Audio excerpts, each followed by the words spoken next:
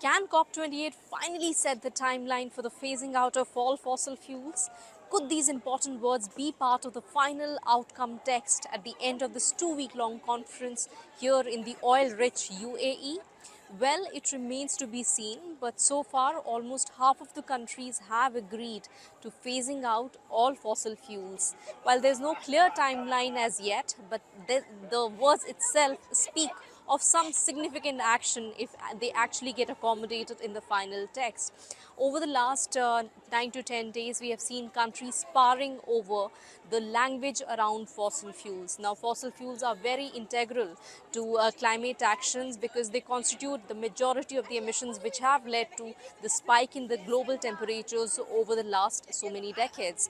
The world has already warmed by 1.1 degrees Celsius, and we are inching closer and closer to breaching the 1.5 degree mark set under the Paris Agreement.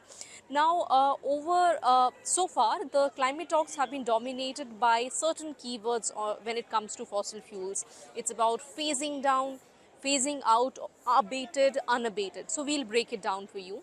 Now, the latest global stocktake draft text, which came out on Friday, suggests that there is no consensus yet. There are still multiple options that the countries are deliberating upon. One of them is phasing out of all fossil fuels, whether it is coal, oil or gas, in line with the best available science. This means that there would be drastic measures being adopted to reduce the burning of fossil fuels. Now, there is another option which says that there could be phasing out of all unabated fossil fuels, and the third would be phasing out of all fossil fuels generally.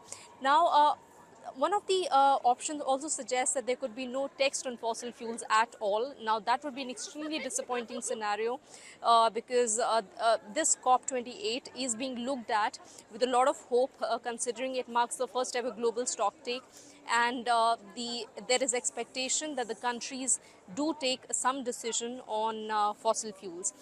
India so far has maintained that it is a strong supporter of climate action, but whatever the text be adopted in the final agreement should be in line with the principle of equity and climate justice. Union Environment Minister Bhupendra Yadav, who is here at COP28, delivered the national statement on Saturday, which underscored again the principles of equity and climate justice.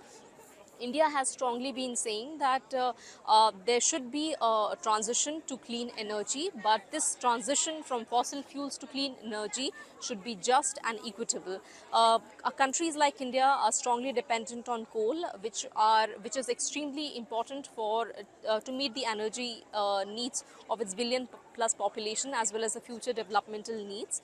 And while the countries like the US and the EU, which are strongly dependent on oil and gas, so India has been saying that they need to lead when it comes to climate action, and they should be adopting ambitious measures, while countries like the developing countries need to ensure that there is climate justice being done at the UN climate summits. Now, over the last 9 days, a lot of important events have taken place. Apart from the whole debate on fossil fuels, there have been crucial announcements on tripling of renewable energy capacity by 2030, as well as the first ever declaration on climate and health, and of course the loss and damage fund, which got operationalized at this COP28. But the most important indicator which will determine the success of COP28 is its action on fossil fuels, and that too in the oil-rich UAE, where this climate summit is happening this time. We'll bring you all the updates from this 2-week-long conference as it draws to a close on 12th December. That's all for now. Thank you so much for watching.